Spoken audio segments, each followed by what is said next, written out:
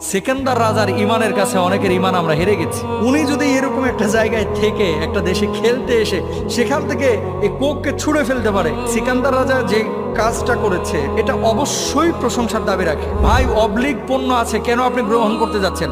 আমার ভাইয়েরা আলহামদুলিল্লাহ অনেকে কিন্তু এই পণ্যগুলো গ্রহণ করেন না। আলহামদুলিল্লাহ সুম্মা আলহামদুলিল্লাহ। আরেকটা নিউজ দিয়ে আপনাদেরকে, কেএফসি গোটা বিশ্বে কিন্তু ধরা খাইছে, বিশেষ করে মুসলিম বিশ্বে। এখন আপনি আপনার ইমানি দায়িত্ব পালন করছেন কিনা? প্রশ্নটি করেছেন কুমিল্লা থেকে জুবাইর মাহমুদ। মোহতারাম, আপনার কাছে আমি জানতে চাচ্ছি, ইদানিং দেখা যাচ্ছে ইসরায়েলি পণ্যের ব্যাপারে আগে যেমন সচেতনতা ছিল এরকম সচেতনতা এখন দেখা যাচ্ছে না। গরমের সমানে অনেকে কোক খাচ্ছে এবং ইসরায়েলি ড্রিঙ্কস গুলা যারা ইসরায়েলকে সহযোগিতা করে সেগুলো গ্রহণ করছে। এ ব্যাপারে আপনার বক্তব্য জানতে চাই। 2 নম্বর বিষয়, জিম্বাবুয়ের টিম যে বাংলাদেশে খেলতে এসেছে, এখানে তাদের ক্যাপ্টেন মুসলমান সিকান্দার রাজা তিনি সংবাদ সম্মেলনে কোকের বোতলকে নিচে ফেলে দিয়েছেন। এক্ষেত্রে এরকম একটা